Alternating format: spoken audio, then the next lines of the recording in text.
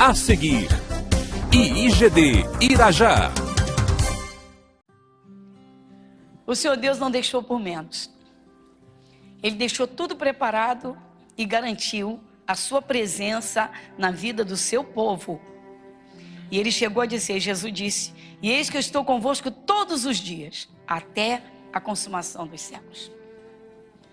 Jesus viveu como homem aqui na terra, como um ser humano, de carne e sangue, como você, como eu. Então diz a palavra que ele foi tentado em tudo, mas nunca cedeu às tentações, nunca cometeu pecado. E nós, como é que nós vivemos e como é que nós podemos vencer todas as adversidades? Meu Deus. Bom, o primeiro ponto é saber ouvir. Esse é o primeiro ponto. A forma como nós ouvimos, principalmente acima de tudo, a palavra de Deus. O Senhor Deus sabia que enfrentaríamos batalhas e guerras aqui nessa terra. Por isso ele enviou Jesus. E Jesus fez uma obra em favor do ser humano. Resgatou. Mas ele voltou para o céu. Como ser humano, foi glorificado, mas voltou para o céu. E nós? Como é que podemos viver o dia a dia, vencer as adversidades, se o nosso adversário ele é invisível? Aí o Senhor Deus preparou tudo. É só uma atenção total. Então vamos lá na armadura de Deus. Carta aos Efésios, capítulo 6, iniciando no versículo 10. O título diz, a armadura de Deus. Vamos então ao versículo 10. No demais, irmãos meus, fortalecei-vos no Senhor e na força do seu poder. Bom, primeiro alerta do Senhor Deus, não é? Primeira coisa que ele nos diz, que ele nos ensina, que ele nos orienta, então é, no demais, ou seja, depois de tudo que já sabem, de tudo que já conhecem de Deus, do mundo espiritual, se fortaleçam no Senhor. O Senhor de tudo é Jesus, mas ele diz, na força do seu poder. O poder vem do Espírito de Deus, que confirma a palavra, que opera neste mundo. E aí que entra, irmãos, o cuidado, né? Na leitura, no estudo bíblico, no tempo dedicado a Deus, na participação de cultos em que, servindo a Deus, ouvimos a sua palavra. Então, no demais, irmãos meus, aí ele diz, fortalecei-vos no Senhor. Irmãos, quando o diabo pega um cristão enfraquecido, é um banquete para ele. Quando o diabo pega um cristão espiritualmente distraído, espiritualmente, mas a pessoa aparentemente está bem. Mas Deus conhece a fragilidade de cada um, a sensibilidade de cada um, os sentimentos de cada um. E muitas vezes o cristão não vigia. Se Deus manda, se o Espírito de Deus está mandando nos fortalecermos na palavra, ou seja, vamos ver o que a palavra nos diz, o que ela nos garante, o que nos pertence. Vamos andar seguros, o que Deus nos ordena, estamos em obediência, somos realmente amigos de Deus. Porque muita gente anda pelas igrejas, é evangélica, até se diz discípulo de Jesus, mas infelizmente nem todo mundo anda com Deus.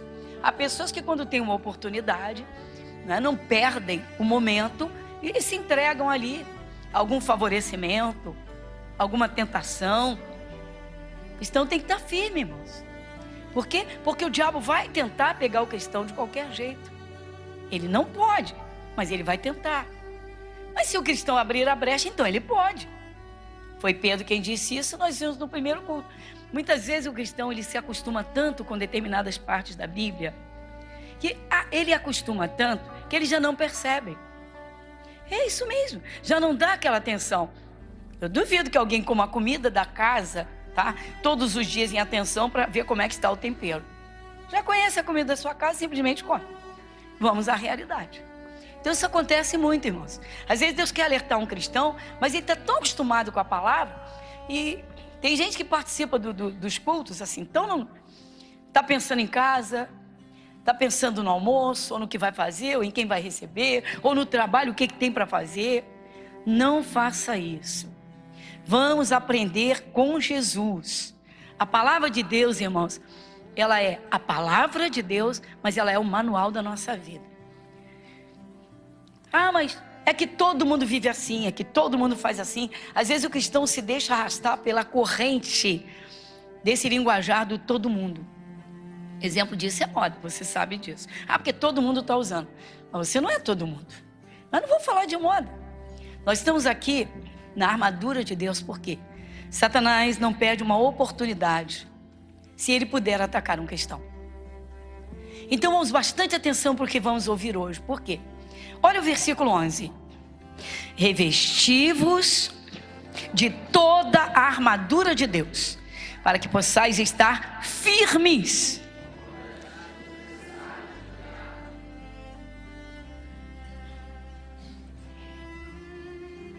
Às vezes o cristão sofre perdas irreparáveis, porque ele não vigiou lá atrás.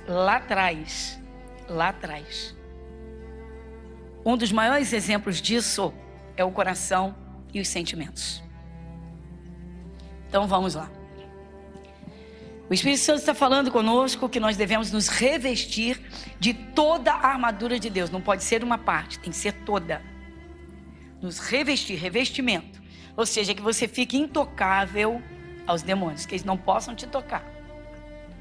Mas como, pastor, é impossível. Mas eles vão tentar. Ah, mas é impossível. Se fosse impossível, Deus não teria, né, nos favorecido com esta armadura. Uma coisa é ser religioso. Outra coisa é ser atuante no campo espiritual, praticante. É ser um verdadeiro filho, um verdadeiro servo, um verdadeiro guerreiro. Filho, servo e guerreiro. Filho porque aceitamos a Jesus e o sangue de Jesus nos lavou de todos os pecados. Então o nosso nome foi para o livro da vida, nos tornamos filhos de Deus. Agora nós somos conhecidos do mundo espiritual. Podemos ser conhecidos pela nossa atuação ou pela falta de atuação. Isso mesmo. Pela atuação, pela nossa forma de viver, pelas nossas ações ou reações, ou pela nossa omissão. Tem cristão que é omisso. O diabo está tentando, ele está sonolento. Está tentando fazê-lo cair no pecado, ele está sonolento. Está tentando machucar o coração dele e ele está se deixando ferir, Ele não veste a armadura para dizer, epa, peraí. Ciladas. Se é cilada, é um laço emaranhado, uma arapuca, porque o diabo, ele elaborou um plano, ele criou uns estratagemas para apanhar ali aquela presa. Então Deus está dizendo, se revista de toda a armadura de Deus. Então eu vou procurar conhecer essa armadura, a armadura, para me revestir dela. É como uma vestimenta de guerra. Por quê? Porque o diabo vai armar as ciladas. E se eu não for espiritual, se eu não der atenção a Deus, se eu não tiver uma comunhão com o Espírito Santo não tem como me alertar. Feliz é o cristão que ora, irmãos. Porque quando ele ora e derrama o seu coração diante de Deus, ele está em comunhão com o Espírito Santo. O seu espírito é sensível ao Espírito de Deus. E é no coração que Deus fala. Às vezes Deus quer falar com o cristão, mas ele está tão assoberbado. Ele está correndo tanto. Ele está trabalhando tanto. Que ele não sente. Ele não consegue conectar o mover do Espírito de Deus. E muita gente se perde nisso. Você quer ver um exemplo? Bom, eu não tenho tempo de te contar a história de Saul toda. Saul se fez um dos piores inimigos de Davi e tentou assassiná-lo violentamente por mais de uma vez. Pelo menos 2 vezes. Literalmente, Davi sofreu a tentativa, porque ele jogou uma lança em cima do Davi. Mas onde foi que a coisa começou? Onde foi que o sentimento de ira, ou de raiva, ou de ódio, ou de inveja, ou de ciúme, alguma coisa contra Davi entrou no coração de Saul? Por que Saul não guardou o seu coração? Nós vimos isso domingo passado. E vamos ver agora. Provérbios 4, 23. O que está escrito em Provérbios capítulo 4, versículo 23? Sobre tudo o que se deve guardar.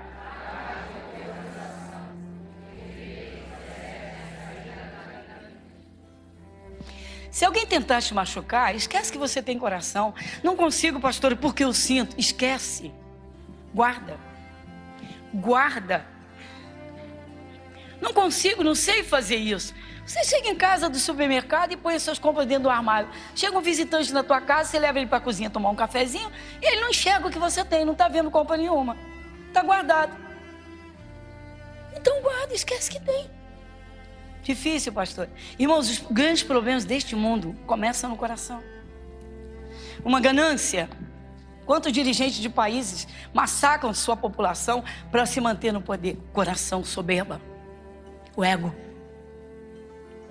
Quantas pessoas feridas e machucadas se trancam nos seus quartos? Quantos já partiram para a eternidade porque acabaram com a própria vida? E quantos ficam remoendo coisas, que enquanto não atacam aquele que feriu ou que prejudicou, não sossegam? Por quê? Porque o ódio tomou conta. Irmãos, os grandes problemas do ser humano, os maiores problemas de uma família, todos eles começam dentro do coração. E se eles crescem, o perigo é iminente. E o futuro pode ser uma desgraça. Meu Deus! Por que casamentos acabam com tanta facilidade? Por que pais e filhos, muitas vezes, têm uma barreira gigantesca de raivas, iras e ódios, que ninguém consegue derrubar aquela barreira? Por que irmãos não se falam? Meu Deus, eu lembro de uma mulher que chegou à nossa igreja e disse: pastor, somos 11 irmãos, nenhum se dá com o outro. A barreira foi derrubada. E começou um a um. Todos se converteram. Esse testemunho foi dado aqui. Logo no início da inauguração aqui. Pastora, somos 11. Ninguém se dava com ninguém, porque Jesus não estava presente. Havia barreira. O que acontece com o coração? Nós vimos em Jeremias que o coração é enganoso e perverso. Ele é enganoso e perverso. Perverso. Ele é mau. Ele é perverso. Uma pessoa boa pode se transformar, porque o demônio entra. Pastora, revestivos de toda a armadura de Deus. Irmãos, o Espírito Santo não estava brincando quando usou Paulo para escrever essa armadura. O diabo não brinca quando ele consegue usar alguém como arma, como ferramenta para ferir outro. E essas feridas podem crescer tanto e terminar em desgraça. Às vezes a pessoa, não, porque eu sou de Jesus, mas guarda raiva à toa. Todos os ensinamentos de que precisamos estão na Bíblia, mas a pergunta é: nós separamos tempo para Deus? Às vezes a pessoa se deixa envolver tanto pelo mundo, irmãos, pelas amizades, que vai deixando Jesus de lado e não percebe. Às vezes é o trabalho, às vezes é tanto trabalho. Peraí, meu irmão, se não tirar tempo para comer, morre. Se não tirar tempo para tomar banho, fica fedendo. Tira tempo para tomar banho, tira tempo para comer e não tira tempo para Deus, a razão da vida, a razão de tudo. Olha o engano.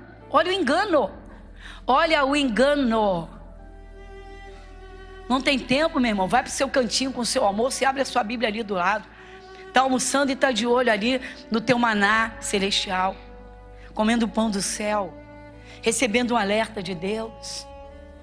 Está ali com aquela palavra que te chamou a atenção no culto. Não despreza isso, meu irmão. O diabo não está brincando de roubar, matar e destruir. O diabo não está brincando. Ele encontra presas fáceis. Ele encontra um cristão fragilizado, com medo. Ele encontrou a porta aberta. Ele encontra uma pessoa ferida, acuada. Ele encontrou a brecha. Então, gente, vamos vigiar. Depois a pessoa não sabe por quê, irmãos, que a vida não anda, que a prosperidade não vem. A pessoa está contra a palavra, mas acha que está a favor. Normalmente as pessoas feridas se acham certas, se acham certíssimas. Mas fui eu, é comigo. Ou seja, eu não fiz mal para ninguém. Está todo errado, porque está guardando coisas. Está tudo errado porque não está buscando a Deus. Está tudo errado porque não está buscando comunhão. Está tudo errado porque não está se alimentando espiritualmente. Então, irmãos, sobretudo que se deve guardar. Quando você acordar, se possível, acorda um pouquinho mais cedo do que o seu horário habitual. Tira 10 a 15 minutinhos, gente, para ler a Bíblia, um versículo, uma palavra que te chamou a atenção naqueles dias. E faz uma oração a Deus.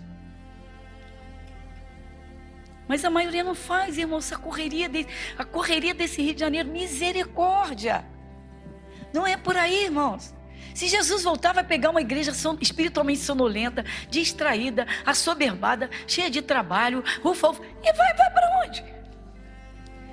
Por que o cristão não põe dentro de si, irmãos, que a prioridade máxima da sua vida é ter comunhão com Deus? É servir a Deus. É alimentar a sua fé. É alimentar o seu espírito para não cair na cilada. Então, irmãos, nós estamos iniciamos no primeiro culto, o entendimento da armadura. E o Espírito Santo usando Paulo para iniciar essa parte, depois de já ter falado 5 capítulos, de ter escrito 5, então ele diz, finalmente, no demais, ou seja, agora que você já sabe muitas coisas, que você já tem o Espírito de Deus, que você já sabe da necessidade de andar com Deus, de orar, de ler, de cumprir a sua parte, cumprir o seu papel aqui na terra, de viver em santidade, enfim. Aí ele diz, fortalecei-vos no Senhor.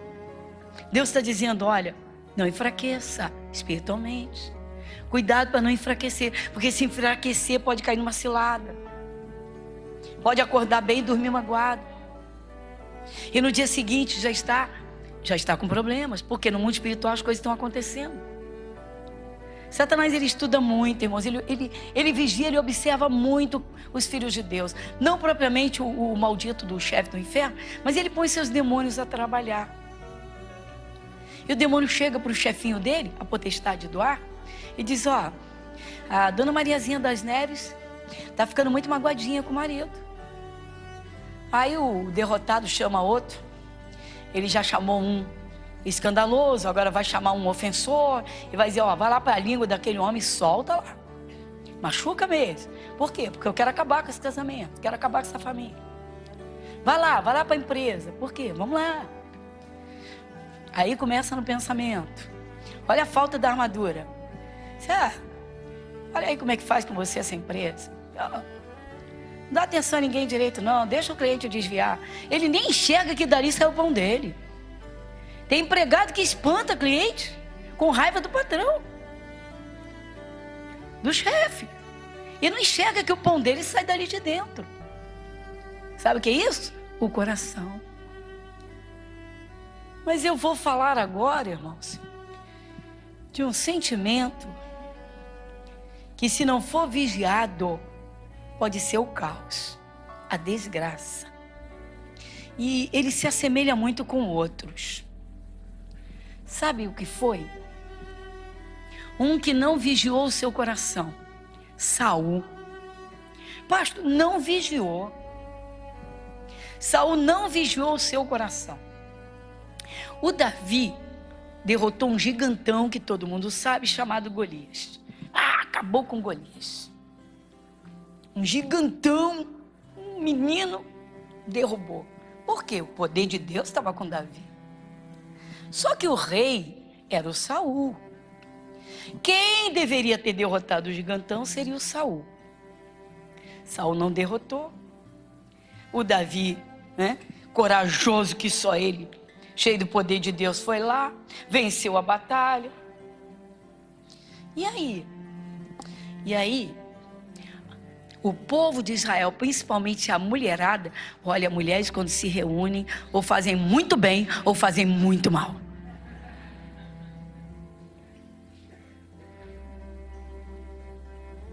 Não, porque normalmente mulher é perfeccionista. Então, se juntam para o bem, oh meu Deus, que coisa tremenda. Mas se juntam para o mal, sai de perto. Ai, que vergonha. Tem mulher que faz vergonha e leva uma turma atrás dela. Mas e aí? E aí a mulherada começou a cantar e a tocar instrumentos, exaltando Davi. O Saul é o rei, está lá no palácio dele, escutando a maior cantoria. O povo está em festa, uma multidão. O que é isso? Que movimento é esse? O que está acontecendo? É uma passeata? O que está acontecendo? O que está havendo? E o Saul chega na janela e ele não aguenta, mas ele trinca os dentes de raiva. Abra sua Bíblia em 1 Samuel capítulo 18. Acima do versículo 7 tem um título. Quem lê esse título comigo? O Cântico das Mulheres. Eita, as mulheres estão cantando e o Saul está ficando indignado. Olha o coração de Saul. Versículo 7.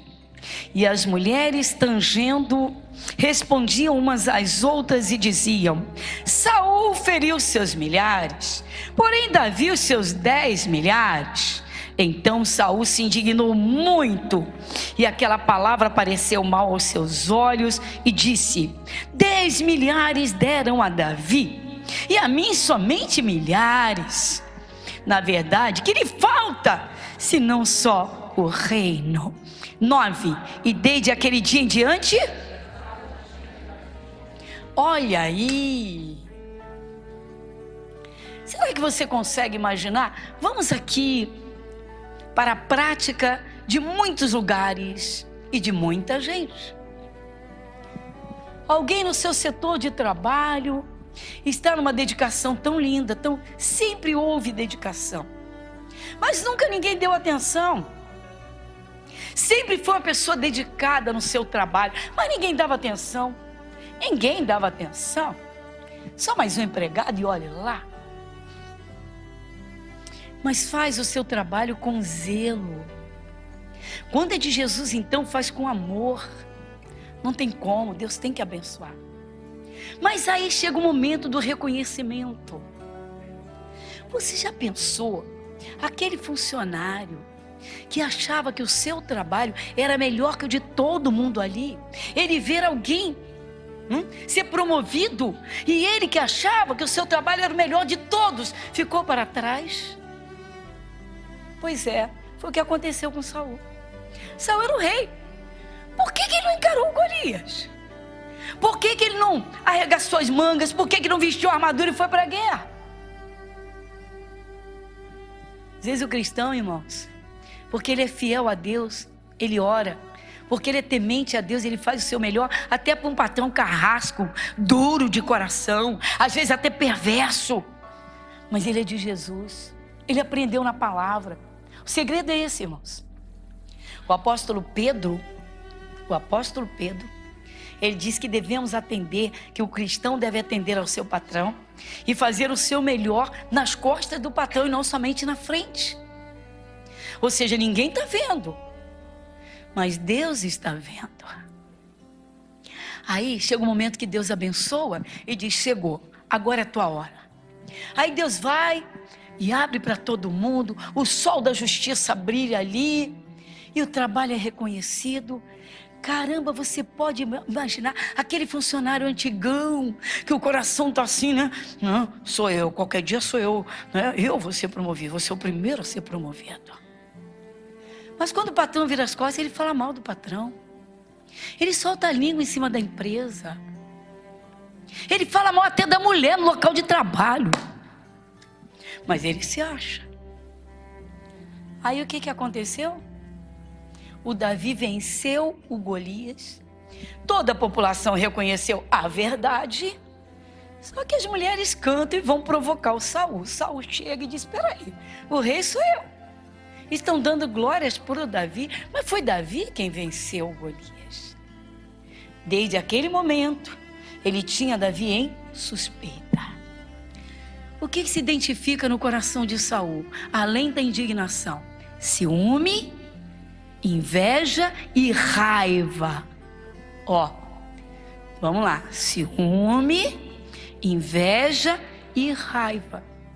Você pode imaginar o que esses 3 fatores de poder tenebroso são capazes de fazer com uma vida? Então vamos lá, versículo 10. Vamos juntos? E aconteceu ao outro dia que o mau espírito da parte de Deus se apoderou de Saul e profetizava no meio da casa. E Davi tangia a harpa com a sua mão, como de dia em dia. Saul, porém, tinha na mão. Saul tem as mãos, o Davi tem as mãos numa harpa. Ele tocava canções para Deus. Olha a pureza do Davi, olha a inocência do Davi, olha a singeleza de Davi, olha a simplicidade de Davi. Davi não tem culpa se ele é um menino de fé. Davi é um menino cheio de fé. Um Golias não brincou com Davi, brincou com Saul e não brincou com Davi. Às vezes as pessoas menosprezam as outras pela aparência. Cuidado com isso. A Bíblia diz que a igreja é o corpo de Cristo e que os membros aparentemente mais fracos são os mais necessários no corpo. O Davi era pequenininho, ninguém dava nada por ele. E o Saul era grande, forte, atlético, bonito. Igreja Internacional da Graça de Deus, Avenida Monsenhor Félix, 1120, Irajá.